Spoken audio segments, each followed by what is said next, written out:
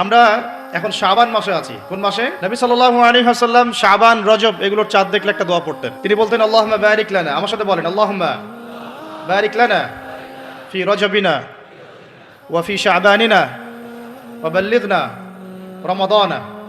অর্থ হচ্ছে, হে আল্লাহ, আপনি আমাদের রজব মাসে বরকত দিন এবং শাবান মাসে বরকত দিন এবং আমাদেরকে রমাদানে পৌঁছে দিন।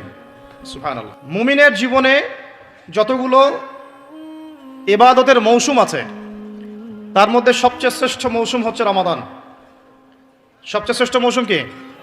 এই কারণে সাহাবায়ে কেরাম রাদিয়াল্লাহু আনহুম আজমাইন শাবান মাস থেকেই, বরং তার চেয়ে আগ থেকেই, রজব থেকেই, শাবান থেকেই রমাদানের প্রস্তুতি গ্রহণ করতেন। কি করতেন? কোন মাসের? কেন করতেন আমি একটু বুঝাই, আমার সাথে বুঝেন। আমাদের এই উম্মতের গড় আয়ু বনু ইসরাইলের মতো না। আমরা কি 500, 600, 1000 বছর বাঁচবো? না, গড় আয়ু এই উম্মতের কম। এই কারণে আল্লাহ রাব্বুল আলামিন আমাদেরকে এই ইবাদত করার জন্য অল্প সময়ে অল্প ইবাদতে যেন আমরা বেশি বেশি নেকি পাই, ফজিলত অর্জন করতে পারি, এই কারণে আল্লাহ রাব্বুল আলামিন আমাদেরকে কিছু মৌসুম দিয়েছেন, ইবাদতের কি মৌসুম। আর আল্লাহ পাক আমাদেরকে পাঠিয়েছেনই পৃথিবীতে তার ইবাদত করার জন্য। যেমন আল্লাহ পাক কি বলেছেন সূরা জারিয়াতের 56 নম্বর আয়াতে আল্লাহ পাক বলেছেন যে ওয়ামা খালাকতুল জিন্না ওয়াল ইনসা ইল্লা লিয়াবুদুন, আমি জিন জাতি আর মানব জাতিকে শুধুমাত্র আমার ইবাদত করার জন্যই সৃষ্টি করেছি। তাই না? আমাদের দুনিয়াতে আসার অন্য কোনো কারণ আছে? না। এখন আল্লাহ পাকের ইবাদত কি সবাই সমান করতে পারবে? উত্তর হচ্ছে না। আল্লাহ পাক বলছেন সূরা মুলকের মধ্যে গিয়ে বলছেন 2 নম্বর আয়াতে, আল্লাযী খালাকাল মাউতা ওয়াল হায়াতা লিয়াবলুয়াকুম আইয়ুকুম আহসানু আমালা। আমরা সবাই এটা তো পড়ি। রাতের বেলা সূরা মুলক পড়েন, কে কে হাত তোলেন? মাশাআল্লাহ, হাত নামান।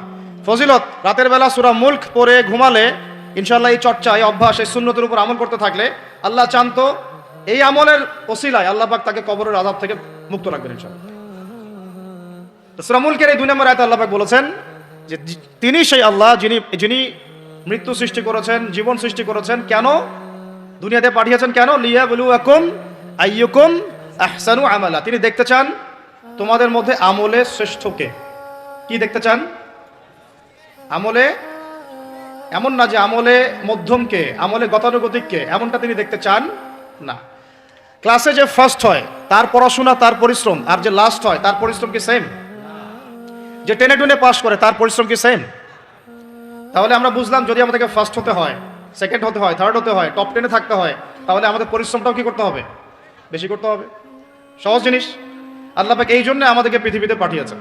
আল্লাহ পাক দেখতে চান না কে জুমার নামাজ পড়ে, কে শুধু ঈদের নামাজ পড়ে, কে শুধু নামাজও পড়ে আবার সুদও খায়, ঠিক আছে, কে আবার নামাজও পড়ে আবার মাদকও খায়, কে এদিকে ইসলামের জন্য মাহফিলের মধ্যে পরিশ্রম করতেছে আবার ওইদিকে মেয়ের সাথে জেনাও করে। আল্লাহ পাক এগুলো দেখতে চান না। আল্লাহ পাক দেখতে চান আমলের মধ্যে শ্রেষ্ঠকে, কে সবচেয়ে ভালো। তো সবচেয়ে ভালো হতে হলে কি ফর্মুলা? পরিশ্রম বেশি করতে হবে, তাই না? পরিশ্রম বেশি করতে হবে, অন্যদের চেয়ে বেশি অ্যাক্টিভ থাকতে হবে, বুঝতে হবে বেশি, কাজ করতে হবে বেশি, ত্যাগ করতে হবে বেশি, সবর করতে হবে বেশি, তাই না? একই বিষয় জীবনে সফল হওয়ার জন্যও, একই বিষয় দুনিয়ায় সফল হওয়ার জন্যও, একই ফিলোসফি পরকালে সফল হওয়ার জন্যও। কথা ঠিক আছে? এখন আমাদের জীবনে একটা গন্তব্য আছে। গন্তব্যটা কি? আমার সাথে বলি জান্নাত। গন্তব্য কি? জান্নাতে যে ব্যক্তি যেতে পারবে তার দুনিয়া সফল, আখিরাত সফল। যে ব্যক্তি যেতে পারবে না তার দুনিয়াও বরবাদ, আখিরাতও বরবাদ। দুনিয়াতে নাম, যশ, খ্যাতি, টাকা, সম্পদ, পদ, রাষ্ট্রীয় ক্ষমতা ইত্যাদি থাকতে পারে, যদি সে ব্যক্তি পরকালে পুলসিরাত পার হতে না পারে সে সফল নয়, সে সফল নয়। কথা ঠিক আছে? এখন মনে করেন পৃথিবীর সবচেয়ে প্রতাপশালী একজন মানুষ ছিল ফেরাউন। কি নাম ছিল? সে কি পরকালে সফল?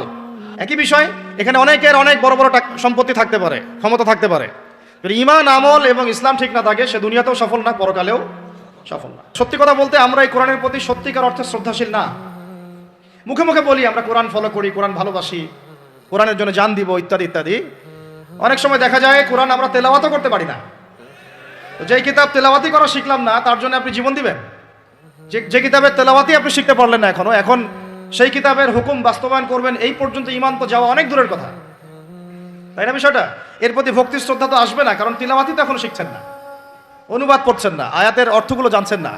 এটা আল্লাহ পাক এই মানব জাতির জন্য পাঠিয়েছেন, পুরো মানব জাতির জন্য, শুধু মুসলিমদের জন্য না। এখানে আল্লাহ বলেছেন চুরি করলে চোরের হাত কেটে দাও, কি করো? কে শুনবে এই কথা এখন? কে মানবে এই কথা? আল্লাহ পাক বলেছেন ফাযাক্কির, তুমি উপদেশ দাও, ইন নাফাআতিয যিকরা, যদি উপদেশ কাজে আসে, সায়াযাক্কারু মান ইয়াখশা, যে আল্লাহকে ভয় করে দ্রুত ফিরে আসবে ইনশাআল্লাহ। আল্লাহকে যারা ভয় করি আমরা ফিরে আসবো না ইনশাআল্লাহ। আল্লাহ পাক বলছে ফাযাক্কির, উপদেশ দাও। ফাযাক্কির কি? তুমি উপদেশ দাও। ফাযাক্কির ইন নাফাআতিয যিকরা সায়াযাক্কারু মান ইয়াখশা। অন্য সূরা আছে ফাযাক্কির ইন্নামা আনতা মুযাক্কির, ফাযাক্কির ইন্নামা আনতা মুযাক্কির, তুমি শুধু উপদেশ দাতা। লাস্তা আলাইহিম বিমুসাইতির, তুমি কারো প্রতি দারোগা নও। আমরা কারো প্রতি কি নই? দারোগা নই। আমাদের কাজ কি? বাল্লিগু আন্নী ওয়ালাউ, প্রচার করো একটা আয়াত যদি যান, বাস। এরপর যদি না মানেন আপনার প্রস্তুতি আপনি গ্রহণ করুন।